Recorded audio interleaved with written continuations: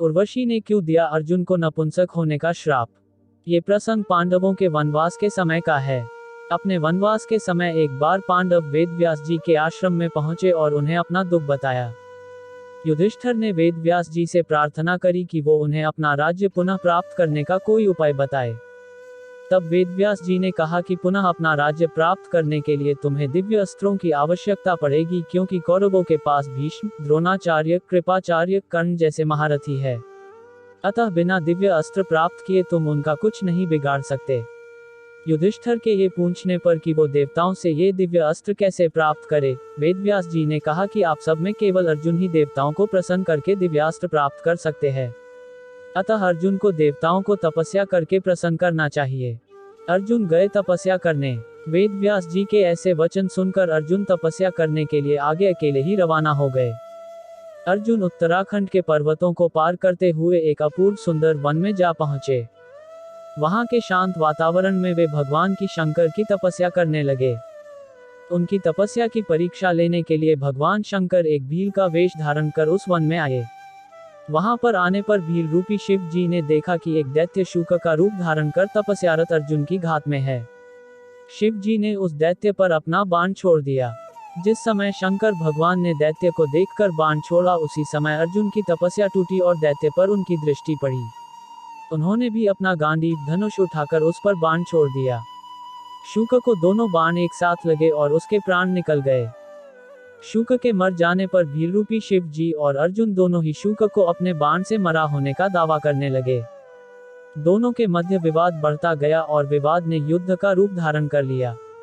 अर्जुन निरंतर भील पर गांडीव से बाणों की वर्षा करते रहे, किंतु उनके बाण भील के शरीर से टकरा टकरा कर टूटते रहे और भील शांत खड़े हुए मुस्कुराता रहा। अंत में उनकी तरकश के सारे बाण समाप्त हो गए। इस पर अर्जुन ने भील पर अपनी तलवार से आक्रमण कर दिया। अर्जुन की तलवार भी भील के शरीर से टकरा कर दो टुकड़े हो गई। अब अर्जुन क्रोधित होकर भील से मल्ल युद्ध करने लगे। मल्ल युद्ध में भी अर्जुन भील के प्रहार से मूर्छित हो गए। देवताओं ने दिए अर्जुन को दिव्यास्त्र। थोड़ी देर पश्चात जब अर्जुन की मूर्छा टूटी तो उन्होंने देखा कि भील अब भी वहीं खड़े मुस्कुरा रहा है।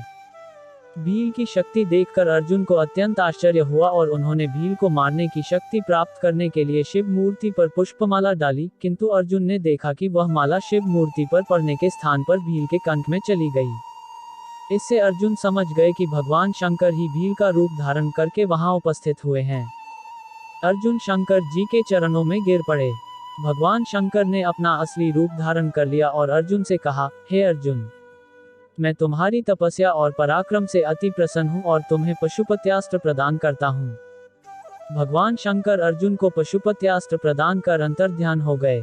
उसके पश्चात वहां पर वरुण, यम, कुबेर, गंधर्व और इंद्र अपने अपने वाहनों पर सवार होकर आ गए। अर्जुन ने सभी देवताओं की विधिवत पूजा की।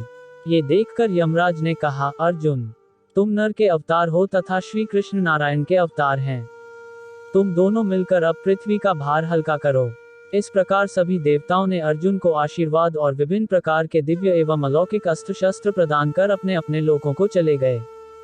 अर्जुन पहुंचे स्वर्ग। अर्जुन के पास से अपने लोक को वापस जाते समय देवराज इंद्र ने कहा, हे अर्जुन, अभी तुम्हें देवताओं के अनेक कार्य संपन्न करने हैं, अतः तुमको लेने के लिए मेरा सारथी आएगा।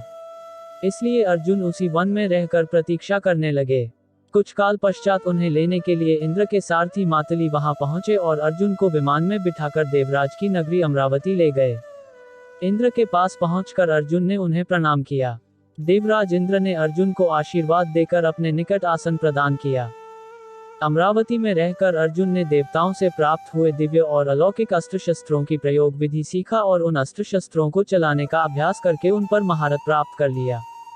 फिर एक दिन इंद्र अर्जुन से बोले, वत्स, तुम चित्रसेन नामक गंधर्व से संगीत और नृत्य की कला सीख लो।